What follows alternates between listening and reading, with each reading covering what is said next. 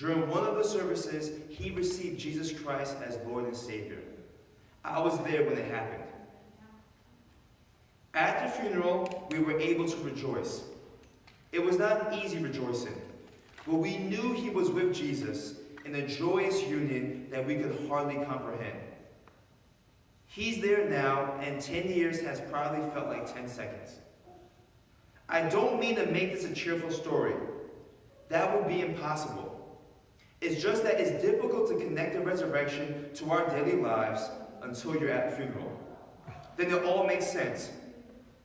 I'm not saying his death makes sense, or that it doesn't hurt, or that I fully accept what God is doing all the time. I'm saying that resurrection gives a hope above and beyond all that happens. It answers our deepest fears about eternity. If Jesus is alive, then the funeral is not really a funeral.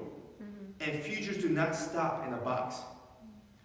The death of death is the great reversal of the human story. Even those who overcome many obstacles have to die one day. Jesus reversed the inevitable. He is the true story of the world. He made it okay to dream again, even when dreams seem to die. In the midst of cynicism, Jesus is a happily ever after we all secretly long for. Jesus is the hope in traffic, in troubled family, in bad grades, in aging, in failed plans, in regrettable mistakes, in overwhelming bills, in second and third chances, in tragic headlines, in our daily struggle. In the shadow of death, his shadow is greater still. Sean, I will see you again soon one day.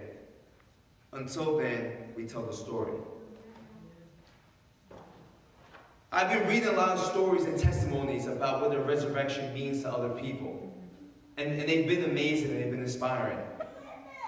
But then I thought to myself, what does a resurrection mean to me? Fortunately for me, I haven't had many people close to me that have passed away. I haven't been to many funerals. So it's hard to me to relate the resurrection when it comes to death to someone close to me. But I started to think what the resurrection means to me, and that is great to read other people's testimony, but I think it's even greater to read my own. The resurrection means to me when I see my sister, a sister that was born with autism, a sister that I cannot talk with every day the way I want to, a sister that I can't play certain games with, have certain conversation. The resurrection means that one day I will be able to do so. The resurrection means that even though she can't always communicate and she can't always say the things that she wants to say, that one day that she will. The resurrection means that even though she might walk a little funny now with her back hunched back, and that she might not be able to look certain ways, that one day I will see her again, and I might not be able to recognize her body, but I'll know that that is my sister.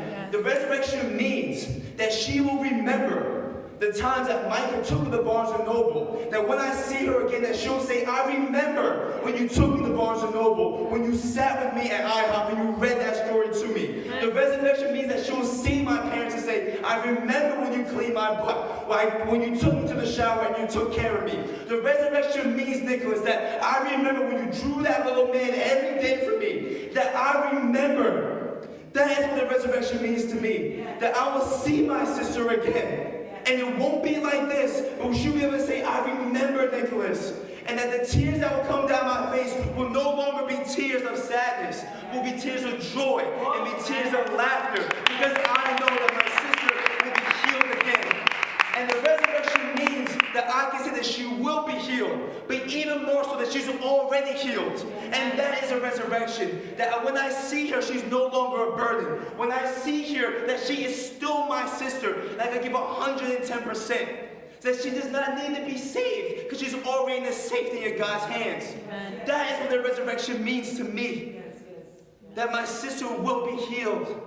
And that one day we'll look back at all the craziness, the time that she drove us crazy, and we'll be able to laugh about it. And that if my job was simply just to be a good brother to her, that was just my job. And that is a resurrection to me. The resurrection means that I can love with all my heart and get my heart broken and keep on loving. The resurrection means that I can dream with all my dreams and my dreams can get shattered and I can keep on dreaming.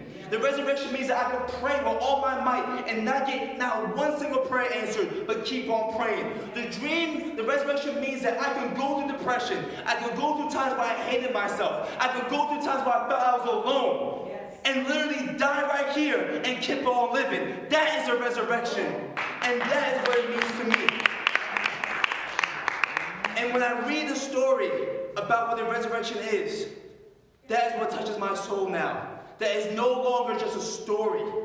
It's no longer that. It's no longer an analogy of God showing us that we can overcome things. The resurrection means that literally my Savior is still alive. Amen. That literally, that if there's questions I have, that the Christian does not have to make all the sense in the world. That there will always be questions. But the resurrection means that I can have peace and hope and live another day knowing that God is still God and God is still good. Amen.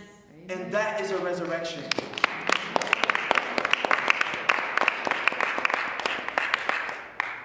I wanted to play this video.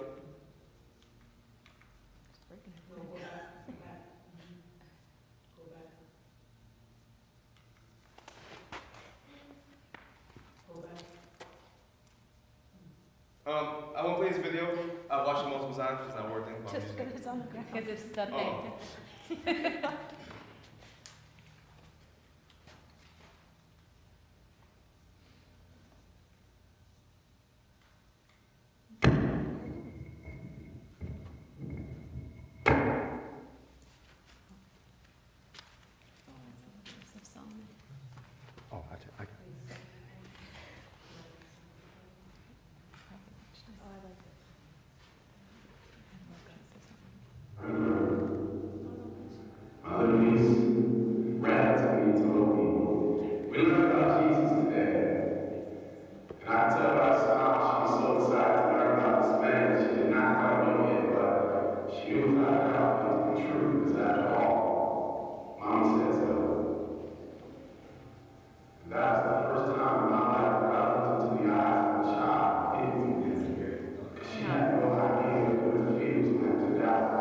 We can't hear it, and I don't want you guys to go through muffling. But in this story, he talks about his grandma and how his grandma was dying, and how that he couldn't understand how, even though his grandma was dying, that she could still have hope and still be like, Jesus is good. And in the story, he talked about, despite her dying, that he wanted that same faith, a faith that even if death is at our door, that we can still believe who God is. And he does it in a great and amazing way. And it's called Doubt. His name is Joseph Solomon. But I want to end things with a quote by St. Francis, a prayer that he had. And I hope that this prayer brings us peace. May God bless you with discomfort and easy answers, half-truths, and superficial relationships, so that you may live deep within your heart. May God bless you with anger at injustice, oppression, and exploitation of people, so that you may work for justice, freedom, and peace. May God bless you with tears to shed for those who suffer from pain, rejection, starvation, and war, so that you may reach out your hand to comfort them and to turn their pain into joy. And may God bless you with enough foolishness to believe that you can make a difference in this world, so that you can do what others claim cannot be done, to bring justice and kindness to all children and the poor. I think we're all called to do the impossible, and I think the way we do it is by already knowing that impossible is already done, and that was the resurrection. So before we go, I guess we could bow our heads and pray. And so I want to pray for anyone here that has unresolved tension, who is having a battle within themselves if this is real or this is not. Should I go to the left or should I go to the right? Should I trust God or should I trust myself? And I pray, Lord, that throughout our days in our lives, that we will always have some type of tension. But within that tension, that we'll find you. That you will be the only answer to the tension that we have in our lives. That we will not try to find that answer in people, in other circumstances, in other situations, but we'll always go to you first when we have tension. And I pray, God, for anyone here who's having any questions about who you are in their life, any questions about the Bible, any questions about Christianity, any questions about who Jesus Christ is as their Savior. And I pray, God, that only you can reveal those things to that person. That only you can place certain things in that person's life to bring them closer to you. So I pray, God, that none of us view our past suffering, our past mistakes as the last word. But that you are the first, last, and only word that matters in our lives. So I pray for fulfillment in all our lives, that we will only become whole when we become whole in you. In Jesus' name I pray. Amen.